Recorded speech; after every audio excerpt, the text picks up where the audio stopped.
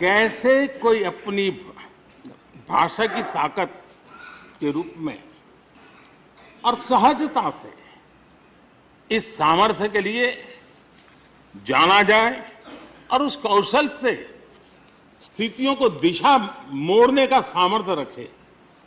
सचमुच में आपके इस सामर्थ्य को मैं बधाई देता हूं।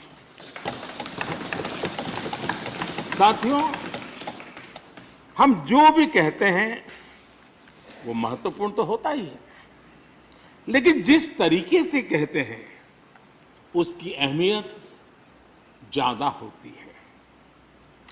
किसी भी संवाद की सफलता का पैमाना यही है कि उसका गहरा इम्पैक्ट हो, लोग उसे याद रखें और जो भी कहें उसके बारे में लोग सोचने के लिए मजबूर हो।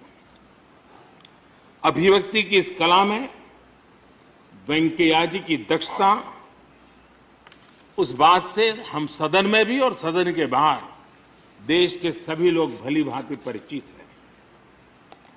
आपकी अभिव्यक्ति का अंदाज जितना बेबाक है उतना ही बेजोड़ भी है। आपकी बातों में गहराई भी होती है, गंभीरता भी होती है, वाणी में बीट भी होता है और वेट भी होता है, वार्मथ भी होता है और विजडम भी होता है।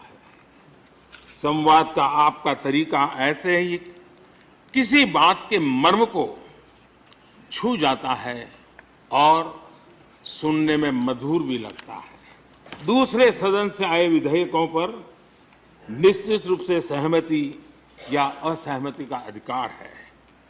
यह सदन उन्हें पास कर सकता है, रिजेक्ट कर सकता है या अमेंड कर सकता है, पर उन्हें रोकने की, बाधित करने की परिकल्पना हमारे लोकतंत्र में नहीं है। आदरणीय सभापति महोदय, हमारी तमाम सहमतियों और असहमतियों के बावजूद आज आपको विदाई देने के लिए सदन के सभी सदस्य एक साथ उपस्थित हैं। यही हमारे लोकतंत्र की खूबसूरती है। ये आपके लिए इस सदन के सम्मान का उदाहरण है। मैं आशा करता हूं कि आपके कार्य, आपके अनुभव आगे सभी सदस्यों को जरूर प्रेरणा देंगे।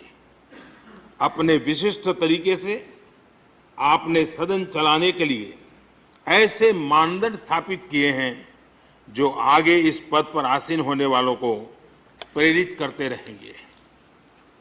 जो लेगेसी आपने स्थापित की है, राज्यसभा उसका अनुसरण करेगी, देश के प्रति अपनी जवाबदेही के अनुसार कार्य करेगी।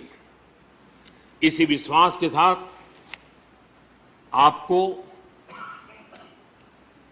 पूरे सदन की तरफ से, मेरी तरफ से अनेक अनेक शुभकामनाएं देता हूं और आपने देश के लिए जो कुछ भी किया है, इस सदन के लिए जो कुछ भी किया है, इसके लिए सबकी तरफ से ऋण स्वीकार करते हुए मैं आपका धन्यवाद करता हूं। बहुत बहुत शुभकामनाएं।